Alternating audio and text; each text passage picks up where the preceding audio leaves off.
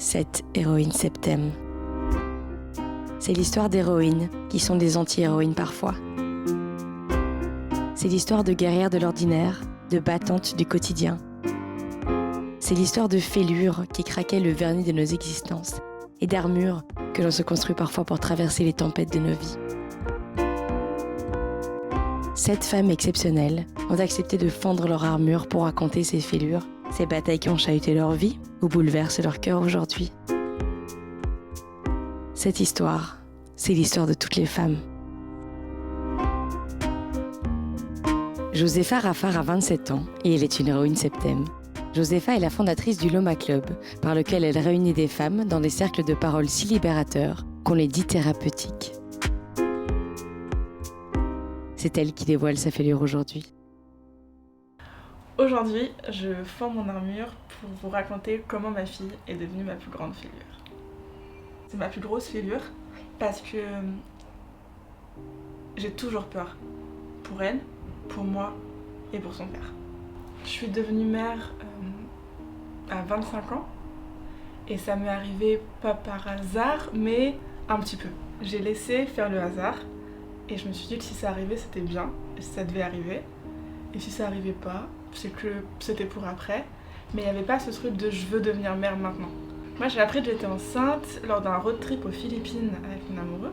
Toilette du camping, 2 bars, je suis allée voir mon mec dans la piscine, on nage, on nage, et je lui dis « Ah mais je suis enceinte !» Et il m'a dit « Oh bah cool !» Et il a nagé. Et il m'a dit « Bah t'es pas contente ?» Et là, j'ai été le... Ben, j'ai 25 ans, j'ai pas de travail, enfin j'ai du travail mais je suis pas en CDI, et puis on habite, et puis ben voilà, enfin tout ce qu'on peut se dire quand on tombe enceinte. L'accouchement, c'est le plus beau jour de ma vie, vraiment, sans filtre, c'est le plus beau jour de ma vie, j'aimerais le revivre encore et encore.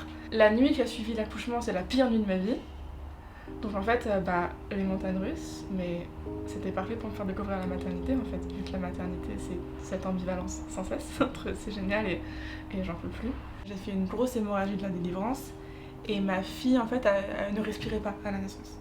Du coup elle a été en soins intensifs, donc on était séparés, 2 hôpitaux différents tout de suite, j'avais pas ma fille avec moi. C'est très marrant, c'est la première fois que j'en parle sans pleurer, parce que je crois que ça y est, enfin maintenant c'est passé. Mais pendant 1 an et demi je pouvais pas en parler, je pouvais pas regarder les photos, donc ça, nuit difficile. Mon mec et moi on est une publicité pour le postpartum, donc je suis très heureuse que la parole se libère aujourd'hui sur ce sujet-là et j'œuvre tous les jours pour ça. Si t'es bien entouré, si t'as conscience des choses et si tu le prépares, il peut hyper bien se passer. Enfin, moi c'était les plus beaux mois de ma vie. C'est très drôle, elle est née le 19 janvier et moi je suis née le 19 avril. Je dis toujours que la naissance de ma fille c'est ma renaissance.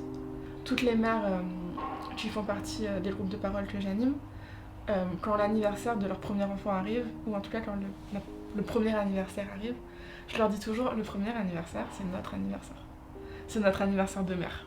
Peu importe notre accouchement, peu importe qu'on ait accouché, qu'on ait adopté, peu importe, on se rappelle toutes du jour où on est devenue mère. Ma fille, c'est en ça qu'elle m'a changé. Je suis plus du tout la même personne, je regarde plus le monde pareil. Et je dis toujours que nos enfants sont nos plus grands professeurs, et j'en suis intimement persuadée. C'est eux qui nous apprennent tout. Moi, c'est elle qui m'apprend tout en tout cas. Les moments où j'en chie sont pas liés à ma fille, en fait. Ils sont liés à moi en tant que mère et moi en tant que femme. C'était très difficile dans la maternité, c'est ce que ça réveille chez toi. C'est notre histoire, c'est toutes les choses que tu pensais avoir réglées et en fait quand tu deviens mère, ça te remonte à la gueule et tu te dis ok, c'est ton couple, c'est ta vie de femme, c'est ton histoire familiale, ton lien avec ta mère, ton lien avec ton père, tout ce que tu portes en toi de transgénérationnel, c'est ça qui est dur dans la maternité. Cette phrase est hyper bateau et elle englobe plein de choses mais je travaille sur moi.